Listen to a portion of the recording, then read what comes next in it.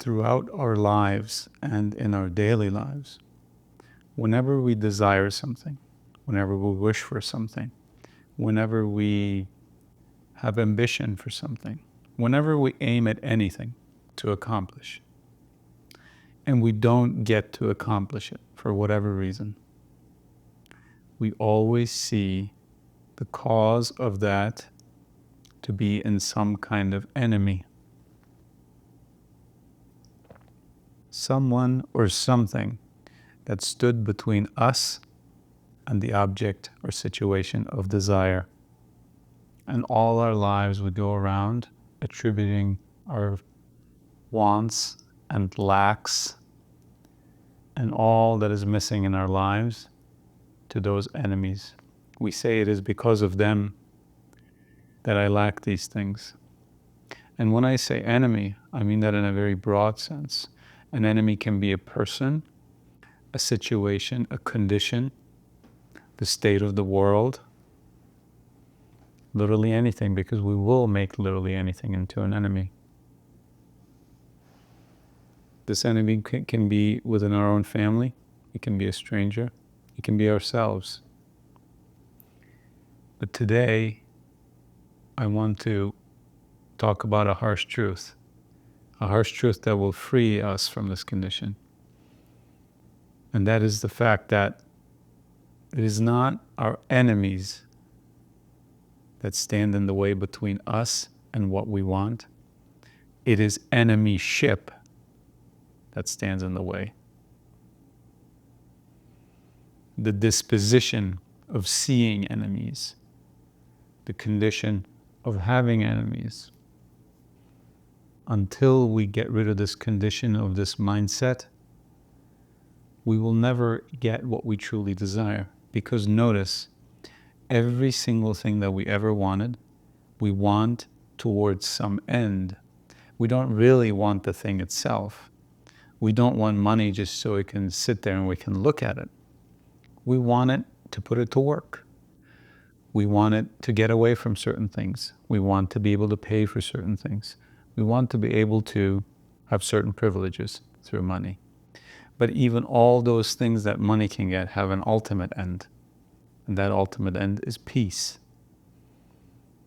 Is all our striving, all our wishes, all our desires not to that end of having peace, peace of mind, peace of being?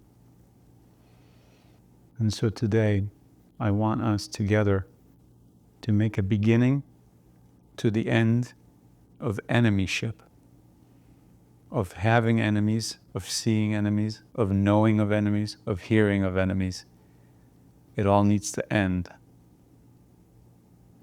And that's one of those things where we might say, well, easier said than done. And it is, but there's certainly a way. Often we don't see a way.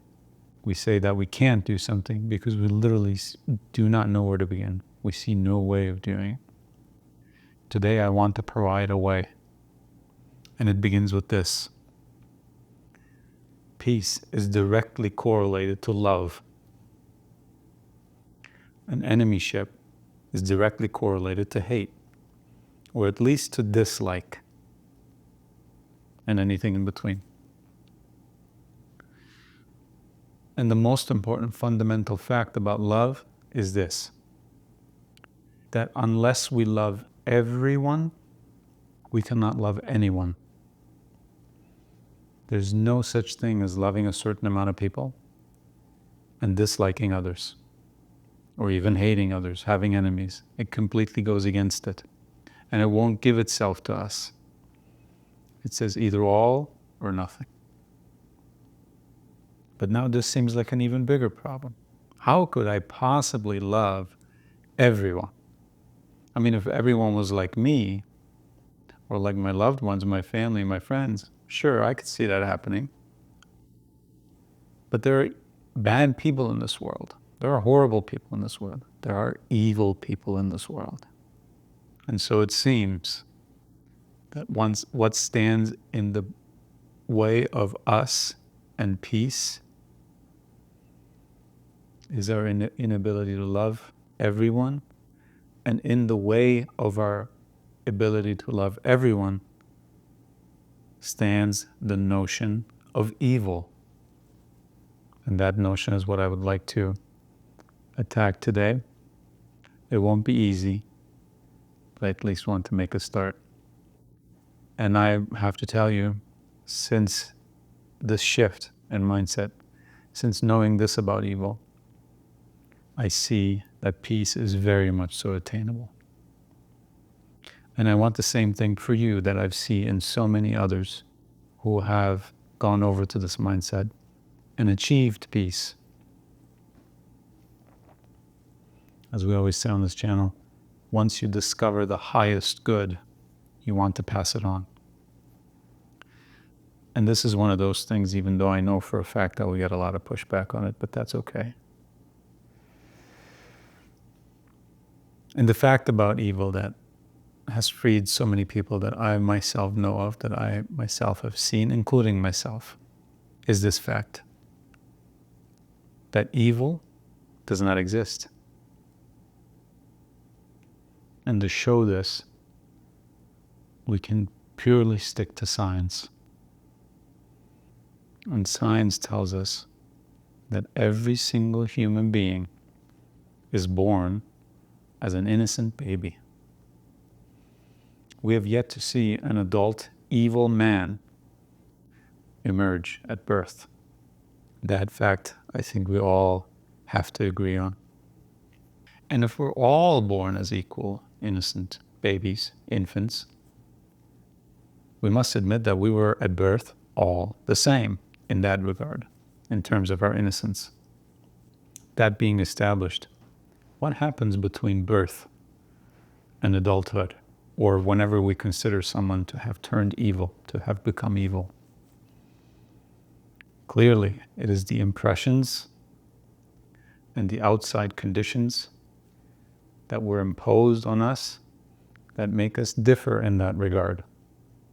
But even before that, there's a second fact that not only applies to us as infants, but to us in our entire lives and to every single human being that has ever lived and will ever live, perhaps, which is that, again, the most major thing we have in common with every single other person. And that is that we are all looking for what is best for us.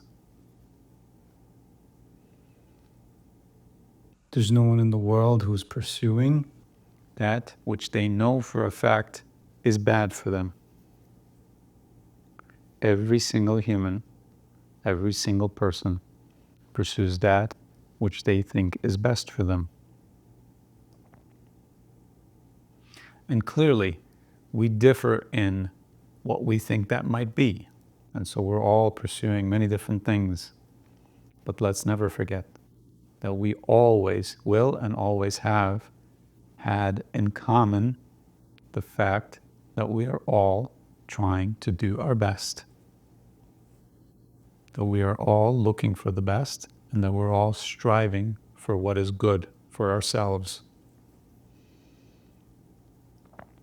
And in that interim period of birth to becoming fully responsible for our actions and choosing to do certain things which some regard as good, some regard as bad, or even evil,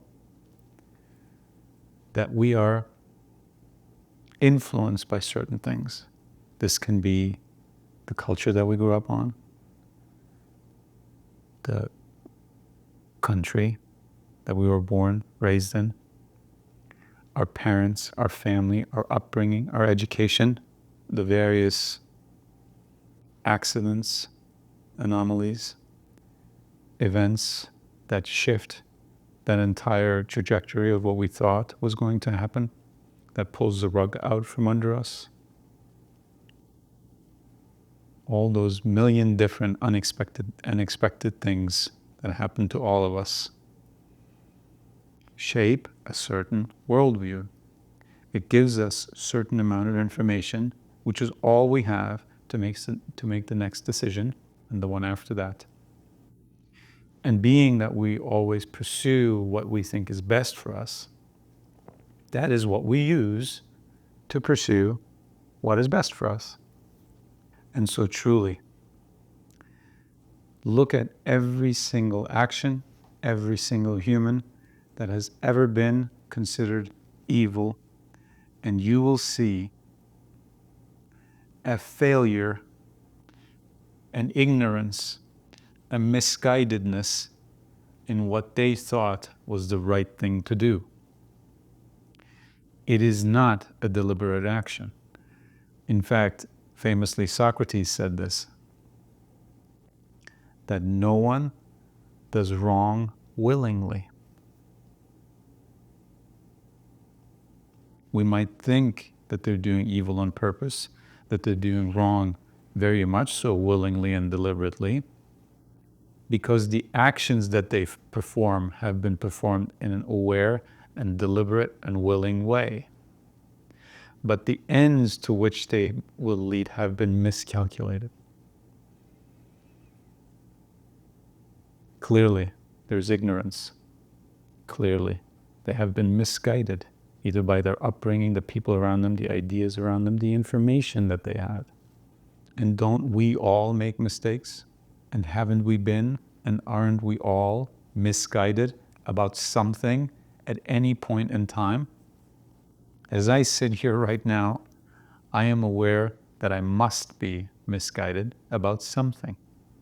But of course, I don't know what that is, otherwise I would stop doing it.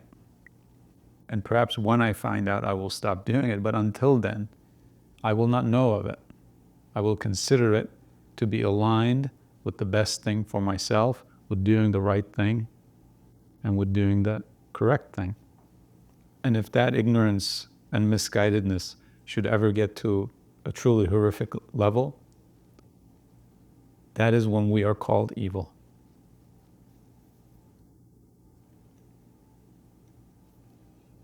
And I've said this a few times before, and that's why I know all the excuses that can help us from not seeing this, because we don't want to let go of our hate. We want to keep pushing the responsibility away from us, and evil is always an easy target. What I want to say in response before I even get those comments is that this changes nothing about responsibility. It changes nothing about consequences. It changes nothing about outcomes. Anything done wrongly carries the same responsibility as before the shift in understanding of evil. If the sentence for a certain crime is, let's say, 2 years in jail, it's still 2 years in jail. Nothing changes about the justice system. Nothing changes about the idea of justice. However, one monumental change, even much grander than any of that, even if we turned the entire justice system upside down, it wouldn't be as big of a change as this. It is that we will no longer feel hate for these people. Because how can you hate someone who is misguided? We all know what that's like. We all know the possibility of it for ourselves. It would be conceited and a lie to say that under the same conditions, under the same misguidedness, under the same horrific fate, that we would not have come to hold the same sort of ideas and the same sorts of plans of actions and the same ignorance and the same misguidedness.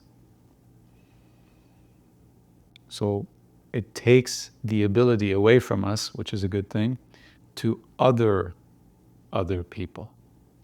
In other words, if you ever noticed, the word evil and the word monster are often used together.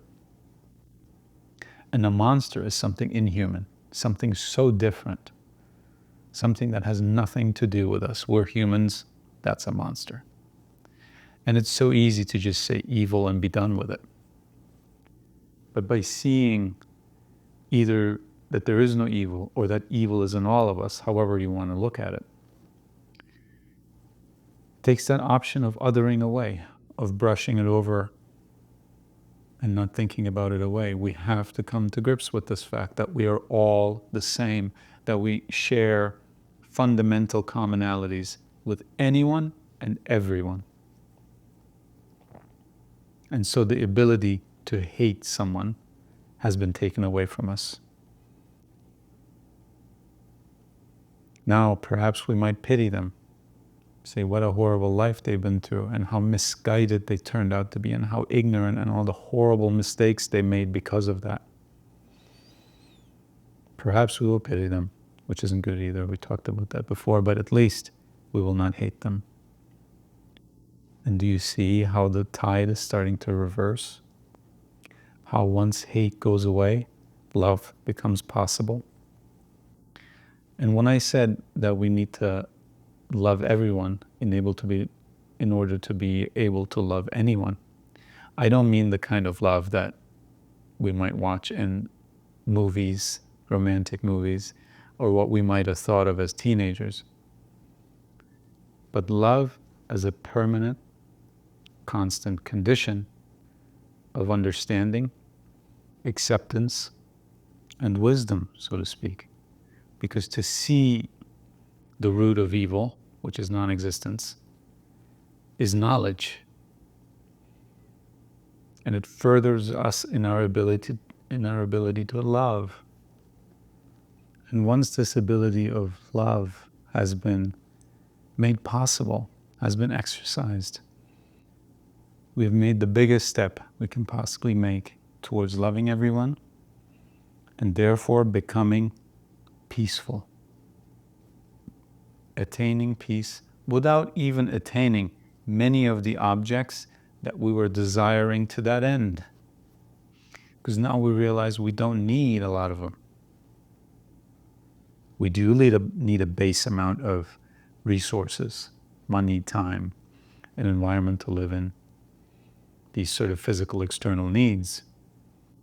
But most of us in the world have this, and we're still not in peace.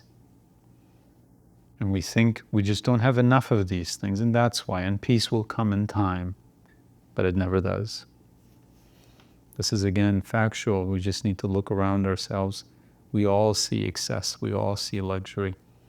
We all see people fulfilling all their desires and all their fantasies and still being deeply, deeply unhappy, but playing the role of, I have everything I need, and showing off. And they think if they play that role long enough, if they get some more of everything, that perhaps they can fake it until they make it. It's never going to happen. But anyone with the understanding of how truly to love anyone will have this peace, or at least have the most important, the vast majority of the components needed for that. And see that we care about these things so much, these means to an end, and the end being peace. They become so important that we start seeing more enemies than we even did before. In our own friend circle, in our own family, we see people who just don't agree with us, who don't want to help us, who don't see the point of what we're doing. And we make enemies out of them. We say, you're standing in the way of me in that. You disagree with me. You oppose me. And so we even turn many of our loved ones into enemies in our own heads. And they, of course, being driven by the same things, by the same misconceptions and misguidedness and ignorance, often just like we are, start to resent us too and do the same thing to us. And then the thing grows bigger and more real. But if we truly care about peace itself, love will follow, and every other thing, even the external physical things, will become much more accessible and easier to get because we're approaching them without this constant fighting, this constant battling, this constant uproar, this constant anger and resentment and bitterness and frustration that we have. What worse conditions are there to get anything in life than to approach them like that? And what better conditions are there to know that there are no enemies, that people make mistakes just like we do, And that most of those things we don't even need for peace, which is the most valuable thing. And once the way has been cleared, for example, by dropping the enemies, by dropping enemyship, by dropping fighting and all this anger, we are opened up to practice what our ancient Greek friends often called the virtues. And here again, this is the point of doing that, to gain more peace, to stabilize our peace, to deepen and broaden our peace, to make it more sturdy. For example, we talked about it many times, one of the virtues is honesty. We practice honesty to get peace, which is a mistake. We expect something in return from it. We do it for others and we think we're being selfless. And when it's not reciprocated or appreciated, again, we grow bitter and resentful, and it defeats the whole purpose. I always say, true selflessness comes from true selfishness. We must not practice honesty for others because it will lead to disappointment and resentment. The best reason to practice honesty is selfishly. Because notice, whenever we lie, our lives become more complicated. We have to keep track of them. We have to be seen in certain situations and not seen in others, depending on what story we fabricated. And our life becomes infinitely more complicated and troubled. Does that sound like peace to you? Whereas vice versa, when we become honest, our life becomes simpler, easier, much, much better. Instead of saying, oh, I don't have time, we finally say, you know what, this is just not for me. And that's how we get out not only of one instance of this thing that we always wanted to get out of, but of the whole thing entirely. Because it's not because that we didn't have time this time. It's that we never wanted to ever do this, and that we don't want to keep doing it. And if we finally tell the truth, we can stop. And everything becomes infinitely easier and simpler. Prudence is another virtue, which is caution and temperance, to be moderate in everything. To be moderate in one's desires and one's expectations, and to approach everything with reason. This again allows us to do everything that we want to do in our lives and have much greater chances at actually attaining it and setting out to do it for the right reasons in the first place, and to not even attempt the things that we would have attempted otherwise, but that we now can clearly see would only complicate our lives, are unnecessary to our lives, or even harmful to the people around us and to ourselves. This is why we keep going on about the virtues. It's not because some religion tells us, it's not because we want to satisfy some God, it's not because we want to go to heaven. No, we want peace right here on earth. We want heaven right here on earth. And this is, it's actually a very practical, very earthly thing to practice virtues. It's for this very reason. It's so that we can finally achieve the end for which all our struggling, all our fighting, all our disappointments and struggles has been: peace.